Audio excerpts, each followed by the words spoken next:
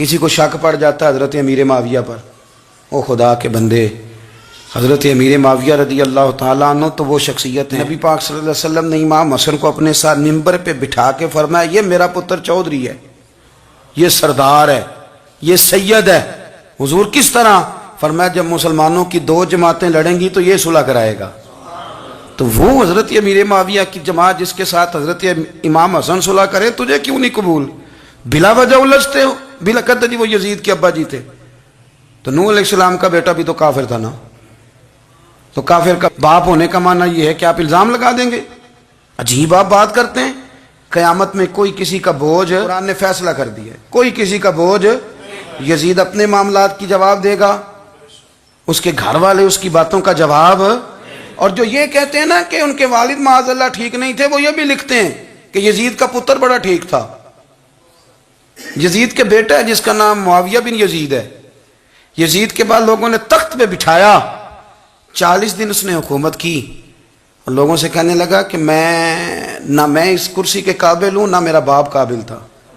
یزید کا پتر فرمایا نہ میں اس قابل ہوں، نہ میرا ابا قابل تھا، میں اس کرسی پہ کیسے بیٹھوں جس کے پایوں میں محبوب کی اولاد کا خون ہو؟ تلاش کر لو کوئی اپنا امیر، 40 دن کے اندر بندہ تلاش کر لو، میں اس قابل نہیں۔ تم یہ تو لکھتے ہو اس کے بیٹے کے بارے میں، یہ کیوں نہیں مانتے کہ حضرت امیر معاویہ کے ساتھ امام حسن نے صلح کی؟ آپ بات کو سمجھیں۔ اور کچھ اتنے بیوقوف ہیں، اتنے نادان ہیں، ان کو کوئی اور بات نہیں ملتی تو کہتے ہیں امام حسین کو آنا نہیں چاہیے تھا، حکومت بن گئی تھی، یزید بیٹھ گیا تھا، معاذ اللہ۔ پتہ ہے حضرت عبداللہ بن زبیر کیا فرماتے تھے؟ فرماتے تھے ہم تو یزید کے خلاف اس وقت نکلے کہ ہمیں یقین ہو، یہ اس بندے کی بات بتا رہا ہوں جسے گٹی میرے نبی پاک نے لواب دہن سے عطا فرمائی، لواب دہن سے گٹی دی رسول کریم۔ حضرت ابوبکر صدیق کے سے حضرت زبیر بن عوام جو حضور کی پھپھی کے بیٹے ہیں، ان کے بیٹے حضرت عبداللہ بن زبیر کہتے ہیں ہم تو یزید کے خلاف اس وقت نکلے کہ ہمیں ڈر تھا اگر اب بھی نہ نکلے تو آسمان سے پتھر برسیں گے، کہیں ہمیں سزا نہ ملے، اتنا بڑا مجرم، اور تم کہتے ہو امام حسین کو نکلنا نہیں چاہیے۔ تو خرابی ہوتی ہے میرے عزیز، خرابی ہوتی۔ آپ کو پتہ ہے میں ان مسائل پر کم بات کرتا ہوں لیکن ضروری بڑا سمجھتا ہوں، میں سمجھتا ہوں یہ ضروری چیزیں۔ مہربانی فرمائیں کسی جگہ بھی کسی ایک کے بارے میں بھی اپنے عقیدے میں کبھی کوئی کمزوری پیدا، کبھی نہ کوئی کمزوری پیدا، اتنی سی بھی بات کسی کی سننا، کسی کی کرنا، ڈسکس، ہمارا منصب ہی نہیں۔ اور کچھ اور بیوقوف ہیں۔ میں یونیورسٹی میں تھا چند دن پہلے، تو لیکچر کے بعد ایک دوست مجھے کہنے لگے کہ مولوی ایک دوسرے کے پیچھے نماز نہیں پڑھتے۔ میں نے اس کو کچھ پیار کی دلیلیں بھی دی، محبت کی، اس کو کہتے ہیں الزامی جواب ہمارے اصول تفسیر میں۔ میں نے اسے کہا کہ ایک ڈاکٹر سے دوائی لے لیں، دوسرے کے پاس جائیں تو کہتے ہیں اسے تو پتہ ہی کوئی نہیں، تم غلط آدمی کے پاس چلے گئے، تو اس سے آپ کو ٹینشن نہیں ہوتی؟ یہ روز سیاستدان دھما چوکڑی مچا رہے ہوتے ہیں کہ فلانا چور ہے، فلانا چور ہے، تو اس سے نہیں ٹینشن، مولویوں کی ٹینشن ہے تمہیں۔ کہنے لگا جی نہیں، کیوں نہیں نماز پڑھتے؟ میں نے اسے کہا یار، اور وہ مجھے کہنے لگا جی آپ بڑی مثبت بات کرتے ہیں تو اس لیے میں نے آپ سے سوال کیا ہے۔ میں نے کہا یار بڑی سادی سی بات ہے، اگر تیری سمجھ میں آ گئی تو ٹھیک ہے، نہ بھی آئی تو منوانا تو میرے ذمہ ہے بھی نہیں، بتانا میرے ذمہ ہے۔ تو یہ بتا، میں نے کہا تیرے ابا جی کو، تیری اماں کو کوئی بندہ کافر کہہ گزرے، کوئی مولوی بہت بڑا شیخ الحدیث ہو، اصول تفسیر پہ، فقہ پہ، حدیث پہ دسترس رکھتا ہو، اور مستحضر علم ہو اس بندے کا، تیرے ابے اور اماں کو کافر کہے تو نماز پڑھتا ہے؟ کہنے لگا نہیں۔ تو میں نے کہا جو میرے نبی پاک کے ماں باپ کو مشرک مانے، اور میں نے کہا اگر تم نے دلیل چاہیے ہوگی تو بندے میں تمہیں دوں گا، اور بائی نیم دوں گا، اور میں ان کی تحریریں تمہیں دوں گا جو مر گئے یہ لکھتے ہوئے کہ چونکہ وہ پہلے چلے گئے تھے، انہوں نے کلمہ نہیں پڑھا، لہذا معاذ اللہ صبح معاذ اللہ دوزخ میں جائیں گے۔ تیرا حوصلہ پڑھتا ہے تو پڑھ نماز، میرا تو نہیں پڑھتا، میں کیسے پڑھوں؟ اور اس قدر کمزور نظریے کا آدمی کہ اپنے قلم سے لکھتا ہے، اپنے قلم سے اپنی کتاب میں لکھتا ہے کہ جس مچھلی کے پیٹ میں حضرت یونس نے کچھ دن گزارے وہ مچھلی جنت میں جائے گی۔ دے شرم نہیں آتی؟ جس مچھلی کے پیٹ میں یونس چند دن رہے وہ جنت میں جائے گی، اور جس ماں کے پیٹ میں مدینے والے رسول 9 مہینے رہے، یہ حیا نہیں آتی تجھے بات کرتے؟ اگر پھر بھی سمجھ نہ آئے تو ہم سے آ کے عقیدہ سن، ہو درود تجھ پہ بھی آمنہ، ہو درود تجھ پہ بھی، تیرے لال پر بھی سلام ہو، تیری گود کتنی عظیم ہے، تیری گود کتنی یار آپ مجھے دلیل دینا، میں آپ ہماری ساڑی تے باٹی کون نہیں تے سانجی کدے نال ہونی ہے، ہمارا کسی سے ذاتی رٹا ہی کوئی نہیں، آپ بات کو سمجھیں، لیکن تجھے کوئی اور چیز لکھنے کو ملی کوئی نہیں، تو نے قلم اٹھایا اور تو تکلیف دیتا ہے نبی پاک کو، تو وصیت والدین کو معاذ اللہ یہ لفظ کہہ کے گزر جاتا ہے، اور ان کے نام دیکھو، آمنہ، نام کیا ہے؟ آمنہ، آمنہ نام کافروں جیسا ہے، اور والد کا نام کیا ہے؟ سبحان اللہ، عبداللہ کا معنی یہ کافروں جیسا نام ہے، مات ماری ہے، اور کتابیں لکھی جا رہی ہیں اور سیرت لکھی جا رہی ہے اور دلیلیں دی جا رہی ہیں، لوگوں کو خیال ہی نہیں آتا، عجیب فلسفہ ہے۔ 4 اقوال ہمارے بزرگوں نے لکھے ہیں نبی پاک کے والدین کے بارے۔ سب سے پہلے امام سیوطی فرماتے ہیں رسول کریم علیہ السلام نے فرمایا کہ پوری دنیا میں جب کفر رہتا ہے تب بھی 10 لوگ اللہ کی توحید پر ہمیشہ قائم رہتے ہیں، یہ نہیں ہو سکتا کہ ساری دنیا کفر سے بھر جائے۔ فرماتے ہیں میرے محبوب کے والدین بھی ان 10 لوگوں میں شامل ہیں، حضور کے والدین بھی ان۔ اور دوسرا قول آپ فرماتے ہیں نبی پاک کے والدین زمانہ فطرت پہ تھے۔ زمانہ فطرت وہ زمانہ ہوتا ہے جس کے اندر نبی نہیں ہوتا، تو لوگ جس دین کو بہتر سمجھتے ہیں اللہ کی توحید کے ساتھ اس پر عمل کرتے ہیں تو ان پر کوئی مواخذہ۔ اور تیسری بات یہ کہ نبی پاک کے والدین حضرت ابراہیم کی ملت پر تھے، حضرت ابراہیم کے دین پر تھے، اور حضرت ابراہیم کا وہ دین ہے جس کو قرآن کہتا ہے کہ وہی دین ابراہیمی دین محمدی ہے صلی اللہ علیہ وسلم، وہی دین محمدی ہے۔ اور چوتھی بات اس کو علامہ ذہبی نے لکھا، علامہ خفاجی نے لکھا، قاضی اعجاز نے لکھا، محدثین نے لکھا، حدیث کی راوی سیدہ عائشہ صدیقہ رضی اللہ تعالیٰ عنہ کہتی ہیں رات کو میں اٹھی تو میں نے نبی پاک صلی اللہ علیہ وسلم کو روتے ہوئے دیکھا۔ یا رسول اللہ کیا ہوا؟ فرمایا میں نے رب کریم کی بارگاہ میں عرض کی تھی یا اللہ میرے ماں باپ کو زندہ کر دے تاکہ وہ میرا کلمہ پڑھ لیں، ہے تو پہلے بھی دین فطرت پر انہیں کنتم خیر امت ان کا اعزاز بھی نصیب ہو جائے۔ تو ہمارے ہاں زیادہ تر لوگ بات اس لیے سیکھتے ہیں کہ میں کوئی کہیں سے مسئلہ سیکھوں گا پھر جا کے اپنی مسجد کے امام کو تنگ کروں گا کہ وہاں تو میں یہ سن کے آیا ہوں تو یہاں یہ کام کیوں نہیں ہوتا، میں کوئی بات سیکھوں گا تو پھر میں اس سے بحث کا دروازہ کھولوں گا۔ علم کا مطلب ہی اپنے آپ کو سنوارنا ہے، معلومات حاصل کرنے کا مطلب یہ کہ آپ کے عمل میں پختگی آئے، آپ کے کردار میں پختگی آئے، آپ نے جو سیکھا ہے آپ اس کے مطابق اپنے آپ کو ڈھالیں۔ مسلم شریف میں موجود ہے نبی پاک صلی اللہ علیہ وسلم نے دعا مانگی ہے اے اللہ میں اس علم سے تیری پناہ مانگتا ہوں جو علم تو ہو پر نفع والا نہ ہو۔ جس بندے کے علم نے اسے نفع نہیں دیا، وہ کچھ سیکھ نہیں سکا اس سے، تو اس کا علم کسی کو کیا نفع دے گا؟ جب خود سے اس نے، اور صوفیہ کرام تو فرماتے ہیں کہ جو لوگ بڑی معلومات حاصل کر لیں، بڑی باتیں سیکھ لیں، پنچایت میں کسی کو بولنے نہ دیں، گھر میں کسی کو بولنے نہ دیں، بہت سارے لوگ تو علماء کو بھی مشورہ دیتے ہیں، بڑی باتیں کرے لیکن عمل کے لحاظ سے بندہ زیرو ہو تو اہل دل فرماتے ہیں اس کی صحبت سے بچو۔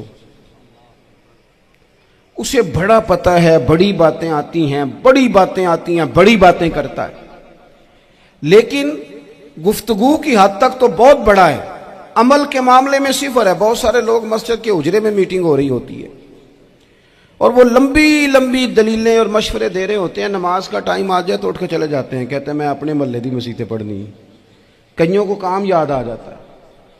فرمایا کہ شخص کے پاس معلومات بڑی ہوں لیکن عمل کے معاملے میں بندہ زیرو ہو تو اسے بچنا کیوں؟ اس لیے کہ اگر پڑھا لکھا آدمی بے عمل ہونا تو وہ اپنی بے عملی پر بھی دلیلیں پیش کرتا ہے، وہ کہتا ہے میں یہ کام نہیں کرتا تو یہ میرے پاس دلیل ہے، وہ تو بے عملی کو بھی مزین کر دے گا معاذ اللہ۔ تو دینی تعلیم ایک تو حاصل اس لیے کریں کہ ہم نے اپنے آپ کو سنوارنا ہے، اور دوسرا علم کا شوق طبیعت میں ہو۔ دیکھیں نا اللہ کے حبیب صلی اللہ علیہ وسلم نے فرمایا ہے کہ جو علم کے رستے پہ چل پڑا وہ جنت کے رستے پہ چل پڑا ہے۔ جمعوں میں، محفلوں میں کانوں کے ذائقے کے لیے نہ آئیں، اس لیے آئیں کہ میرے علم میں، میرے عمل میں یہ کوئی اضافے کی بات بنے گی، میں کوئی نصیحت حاصل کروں گا تو میرے دل کا زنگ اترے گا، ہمارے ہاں یہاں لوگ مزے کے لیے آتے ہیں اور آج کل لوگ فوٹو کے لیے آتے ہیں. ان دو کاموں سے نکل کر خالص اصلاح کی نیت سے علم کا شوق ہمارے ہاں تیزی سے ایک حرکت کی گئی. علماء کا وقار خراب کیا گیا اور لوگوں کو دینی علوم سے دور کیا گیا. اور اس میں بعض بیچارے واعظین اور خطباء نے بھی کردار ادا کیا جب جعلی پیر کی تعریفیں کھول کے کی اور اسے پتہ نہیں کہاں تک. یہ اسٹیج جو ہوتے ہیں نا, ان میں کوئی بندہ اچھا لگے بھی تو اس کے لیے دعا کرنی چاہیے, تعریفیں نہیں کرنی چاہیے. تعریفیں اس کا کوئی فائدہ نہیں ہے. اس بندے کو تو دعا کا فائدہ ہے. اگر آپ کو اچھا لگ رہا ہے تو اسے دعا دیں, اس سے زیادہ کچھ نہیں کریں. اور ہمارے ہاں جناب وہ نقیب محفل بیچارے کی شامت آ جاتی ہے اگر تعریفیں تھوڑی کرے تو کہتے ہیں انہوں تو نام ہی نہیں لینا ہوں. وہ بھائی اس کے نام لینے سے آپ کا قد اونچا ہوتا ہے. تو علم اور عالم ان دونوں چیزوں سے قوم کو دور کیا گیا. دینی تعلیمات کا فقدان ہے. جو میٹرک تک لوگ 60-70 کتابیں پڑھ جاتے ہیں انہیں بھی قرآن پاک ٹھیک سے نہیں پڑھنا آتا. دور کیا گیا. آپ مجھے بتائیے, چلیں ایک مسجد ہی آپ دیکھ لیں, اس مسجد کے اندر اگر ایک طرف ایک عالم دین مشکات شریف کھول کے بیٹھے ہوں, حدیث پاک کا درس ہو رہا ہے, یا بحر شریعت کھول کے بیٹھے ہیں, فقہی مسائل بیان کیے, اور اسی مسجد میں ایک بابا جی جبہ پہن کے تگڑا سا بڑی سی پگڑی باندھ کے اور 500 دانے والی تسبیح لے کے بیٹھے ہیں. اب ایک بندہ اندر آتا ہے تو وہ کدھر جائے گا, عالم کی طرف کہ بابا جی کی طرف؟ وہ کیوں جا رہا ہے بھلا بابا جی کی طرف؟ وہ اس لیے کہ ہم نے اسے یہ بتایا ہی نہیں کہ جس طرح سبحان اللہ سبحان اللہ سبحان اللہ پڑھنا عبادت ہے نا, اسی طرح دارابا پڑھنا بھی عبادت ہے.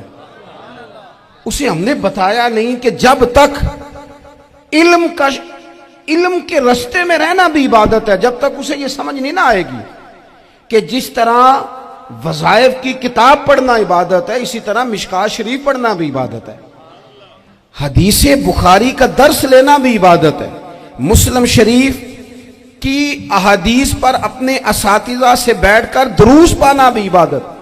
جب تک یہ پورا مزاج دیکھیں نا, نبی پاک صلی اللہ علیہ وسلم نے فرمایا رات کی ایک گھڑی بھر دین سیکھ لینا ساری رات نفل پڑھنے سے بہتر ہے.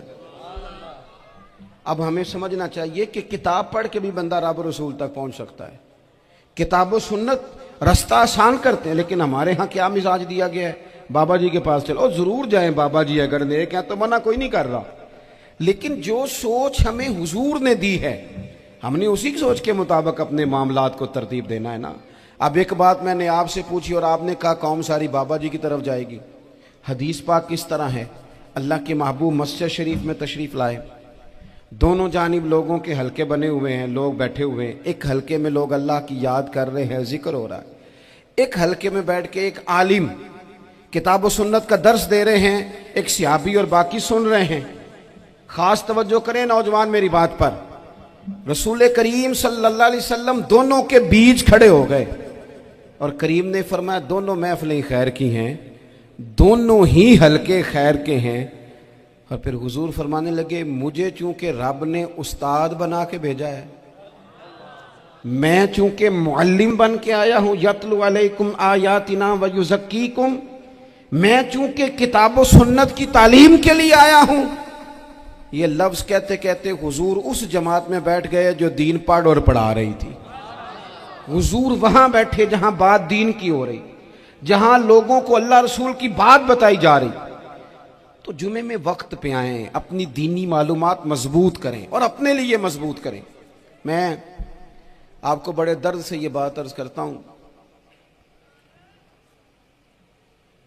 اگر دن میں 100 لوگ مسئلہ پوچھتے ہیں نا شریعت کا, تو ان میں 95 لوگ وہ ہوتے ہیں جو طلاق کا مسئلہ پوچھتے ہیں. والد صاحب نے, بیٹی کے والد صاحب نے 2 مہینے پہلے آرڈر دیا ہوتا ہے فرنیچر کا. بیٹے کی شادی ہو تو مہینہ پہلے شیروانی والے کو بھی کہنا پڑتا ہے, گاڑیاں بک کرانی پڑتی ہیں, میرج ہال بک, یہ سارے لوازمات ہم کرتے ہیں. سارا کچھ کیا, گاڑی سے گھر بسنا ہے, میرج ہال سے بسنا ہے, فرنیچر سے بسنا ہے. ہم نے سارا کچھ ان کو بتایا, لیکن کاش 2 گھنٹے بچی کسی معلمہ کے پاس جاتی, بچہ کسی استاد کے پاس جاتا, نکاح طلاق کے مسئلے بھی سیکھتے.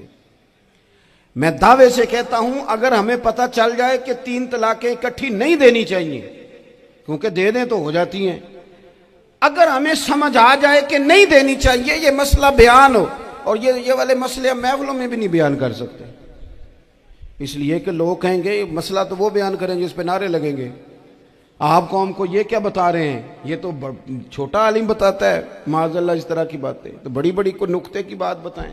وہ اس طرح ہمارے ہاں وہ 1 گھنٹہ پہلے نہیں کہتے تگڑے ہو جو میں جملہ دینے لگا، وہ پتہ نہیں جملہ آ رہا ہے کہ ایٹم بم آ رہا ہے، تیار ہو جاؤ، جو میرا جملہ ضائع نہ کرنا، ادھر بھاگ کے چلا گیا ادھر بھاگ کے آ جاؤ، اللہ جانے وہ جس طرح کبھی لگتا ہے نا پٹاری سے اللہ جانے کیا نکلے گا، میں جملہ دینے لگا ہوں۔ تو میں کہتا ہوں تو آرام سے بیٹھ کے بھی جملہ دے دے، تیرے جملے سے کیا نکلے گا، اور تو جملہ نہ دے ہمیں کوئی آیت دے، تو جملہ چھوڑ ہمیں کوئی حدیث پاک سنا، یعنی ہر نقیب، ہر خطیب، ہر نعت خواہ اٹھ کے کہتا ہے سارا قرآن ہی حضور کی تعریف ہے۔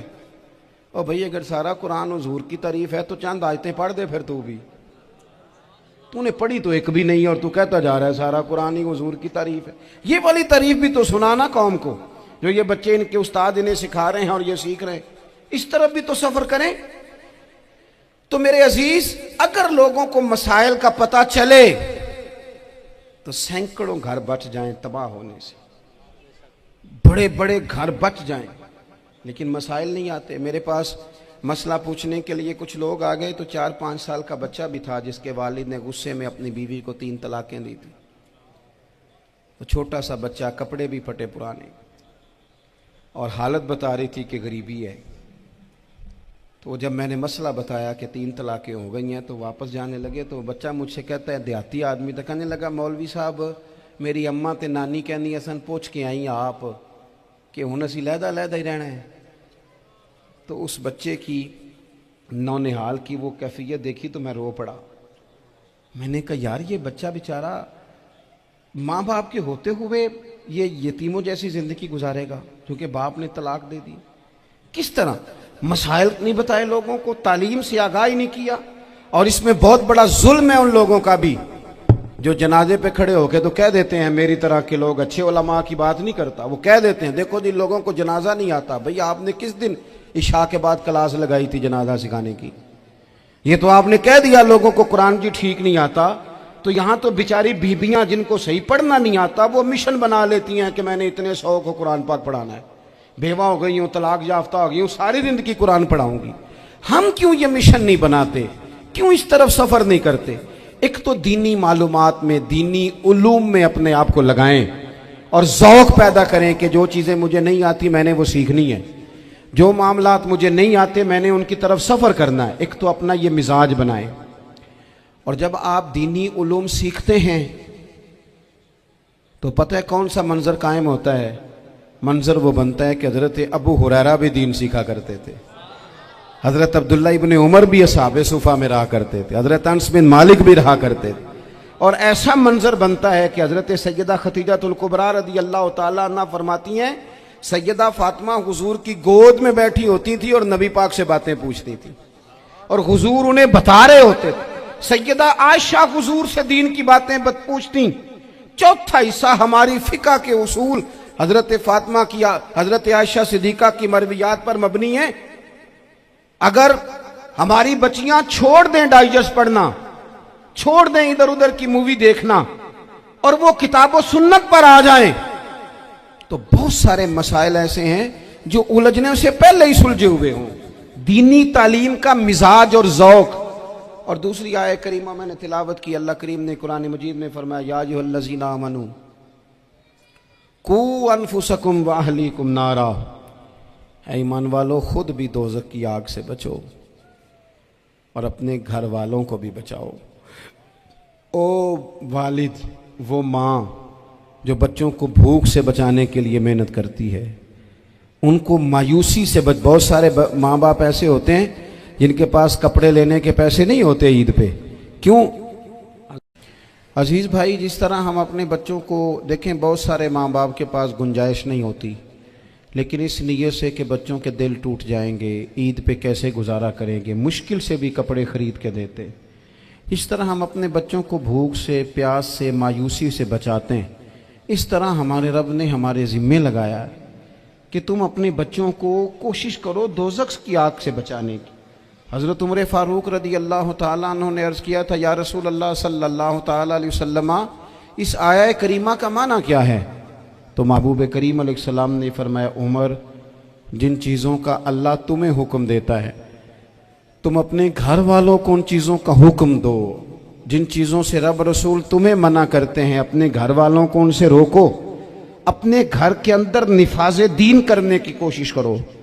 میرے بھائی، بہت زیادہ آزمائش ہے ہمارے گھروں میں، بے چینیاں ہیں، اضطراب ہے، بچوں میں سختی ہے، بہن بھائی ایک دوسرے کے ساتھ لڑتے ہیں، مزاجوں میں تلخی آ گئی۔ کیوں بھلا؟ اس لیے کہ ماں باپ کو جو بہترین کردار اور جو حسین طریقہ گھر میں اپنانا چاہیے تھا، بچے تقریر باہر سے سنتے ہیں لیکن وہ فالو اپنے ماں باپ کو کرتے ہیں۔ اگر ماں باپ میں حوصلہ ہو، صبر ہو، اطمینان ہو، خودداری ہو، تھوڑے پر گزارا کرنے کا مزاج ہو۔ دیکھیں نا، آج ڈپریشن ہے، ٹینشن ہے، پینکس اٹیکس ہیں، بڑی ساری چیزیں آ گئی ہیں۔ کیوں بھلا؟ صبر نہیں، تحمل نہیں، بردباری نہیں۔ آزمائے۔ ایک دن ایک بچہ میرے پاس آ گیا مدرسے کا، اور آ کے وہ رونے لگا۔ میرے گھر والے کہنے لگے کھانا چھوڑ دیں، پہلے اس کی بات سن لے۔ میں نے کہا پتر کیا ہوا؟ کسی نے مارا ہے کسی استاد نے؟ کہنے لگے نہیں حضرت، گھر فون کیا تھا تو میری اماں اور ابا کی لڑائی ہو رہی ہے۔ بچہ کانپ رہا ہے، ٹانگیں کانپ رہی ہیں۔ میں نے کہا کیا ہو کیا گیا تمہیں پتر؟ لڑائی ہو رہی ہے تو گھروں میں ہو ہی جاتی ہے۔ کہنے لگے نہیں، آپ کو پتہ نہیں، وہ بڑا سخت لڑتے ہیں۔ میرے والد جب میری والدہ کو مارنے کے لیے آگے بڑھتے ہیں تو ہم سارے چار پنجوں کے نیچے چھپ جاتے ہیں، ہمیں خوف آتا ہے، وہ منظر خطرناک ہوتا ہے۔ یہ کون تکلیف دے رہا ہے اپنے بچوں کو؟ یہاں بیٹھے ہمارے ہاں میلوں دور رہتے تھے اس کے گھر والے، تو وہ تکلیف میں تھا، تو گھر میں کیا کیفیت ہوگی؟ اگر حوصلہ ہو، صبر ہو، قناعت ہو، اللہ کے دیے ہوئے تھوڑے رزق پر ہمیں راضی رہنا آتا ہو، ہمارے گھروں میں سکون آئے، اطمینان آئے، ہم جو زندگی بڑی خوشی خوشی گزار سکتے ہیں، ہمارے مزاجوں کا لالچ، ہماری طبیعتوں کی بے راہ روی، ہماری جھوٹی انا کا بت، ان ساری چیزوں کو ختم کر دیتا ہے۔ اپنی زندگی کے اندر اگر ہم وہ کردار اپنے بچوں کو دیں، جس کردار میں موبائل بھی ہو، جس میں گاڑی بھی ہو، جس میں پیسے بھی لا کے ابا دراز میں رکھتا ہو، لیکن والد کا گھر میں مصلی بھی موجود ہو، اس کی کوئی تسبیح بھی ہو، وہ یہ بھی کہتا ہو کہ خدا نے اپنے فضل سے آج 5,000 دیا ہے تو اس میں 1,000 غریبوں کا بھی ہے، اس میں تھوڑا سا میں نے اللہ کی رضا کے لیے بھی رکھا ہے۔ اگر کوئی مشکل آ جائے تو وہ باپ اور ماں کو صبر کرتا ہوا دیکھتے ہوں، اگر ایک باپ کر بات کرے تو دوسرا برداشت کرتا ہو۔ خدا را اپنی اولادوں کو اس اذیت کا شکار نہ کرو۔ اپنے گھروں کے اندر وہ خودداری، وہ پیار، وہ وقار، وہ محبت، وہ انداز۔ آپ تھکے ہوئے ہیں، کوئی شک نہیں، آپ بہت سارے مسائل کا باہر شکار ہوں گے، کوئی شک نہیں، لیکن آپ باہر سے تھک کے آئے ہیں، اور اگر آپ باہر اپنی فیکٹری کے مالک ہیں اور دفتر کے بڑے ہیں تو گھر میں بھی تو آپ بڑے ہیں نا۔ آپ کی ماں بھی تو انتظار کر رہی ہے، اس نے بھی تو دکھڑا سنانا ہے نا آپ کو۔ آپ یہ دیکھیے کہ آپ کے بچے بھی تو انتظار کر رہے ہیں، وہ چاہتے ہیں کہ ابا آ کے بیٹھیں تو ہم ان کے سینے پہ چڑھ کے تھوڑا کھیلیں۔ آپ کی اہلیہ منتظر ہیں، کچھ باتیں بیوی کسی اور سے نہیں کہہ سکتی، صرف اپنے شوہر سے کہتی ہے، لیکن وہ تو آتے ہی جلال میں آ گئے صاحب، وہ کہنے لگے تو بڑی نالائق ہے، میں تھکا ماندہ آیا ہوں اور تو نے مجھے کہانی سنا دی ہے۔ وہ اس خاتون سے شدت کے ساتھ پیش آنے لگے۔ میرے رسول پاک کی حیات نور کو دیکھو، حضرت ام ایمن حضور کی رضائی والدہ ہیں، ان کی بھی خدمت ہو رہی ہے، حضرت حلیمہ سعدی آ رہی ہیں تو خدمت ہو رہی ہے، حضرت عباس حضور کے چچا ہیں تو کریم فرماتے ہیں میرے چچا ہیں باپ کی جگہ پہ۔ حضور دوست احباب صحابہ غلاموں سب کے ساتھ پیار کر رہے ہیں، 9 ازواج مطہرات ہیں گھر کے اندر، اور کیفیت یہ ہے کہ حضور صرف ان کی ضرورتوں کا ہی خیال نہیں کرتے، خواہشات کا ہی خیال نہیں کرتے، بلکہ میرے کریم کا طریقہ یہ ہے کہ کوئی بندہ آج بول کیا رہا ہے، وہ کہاں کھڑا ہے، آج اس کے جملے کس طرح کے ہیں، اس کا لہجہ کس طرح کا ہو گیا ہے اور اسے ٹھیک کیسے کرنا ہے. محبوب اس کا خیال فرماتے, توجہ کرتے. میں کہتا ہوں کہ ہم سب کو شوق آیا ہے آرام کرنے کا. میں صبح 11 بجے سے پہلے اپنے گھر سے نکل آیا تھا اور یہ وقت آ گیا ہے اور رات کو خدا جانے کس وقت گھر پہنچنا ہے. کئی دفعہ کیفیت یہ ہوتی ہے کہ گاڑی سے اترتے ہیں تو پھر دل کرتا ہے کہ کوئی اٹھا کے چلائے نہ کبھی. اس کے باوجود بہت سارے لوگ ناراض رہتے ہیں کہ ہم سے مل کے نہیں گئے, فوٹو نہیں کھنچوا کے گئے, فلانی جگہ چائے نہیں پی کے گئے. یہ تسلسل ہے. لیکن میں جتنا مرضی تھکا ماندہ گھر جاؤں گا نا, کبھی ایسا نہیں ہوا کہ میں گھر جاؤں تو بڑی ٹینشن میں جاؤں. میری گھر والی ایک دن مجھ سے کہنے لگی, آپ نے کبھی نہیں کہا کہ میں تھکا ہوا آیا. بندہ تھک بھی تو جاتا ہی ہے نا, کبھی کہاں کرے نا. میں نے اسے کہا پتہ کیوں نہیں کہتا, اس لیے نہیں کہتا کہ میں نہیں چاہتا کہ میرے بچے یہ کہیں کہ ہم نے دین نہیں پڑھنا, ہمارا باپ تو بڑی مشکل میں ہے.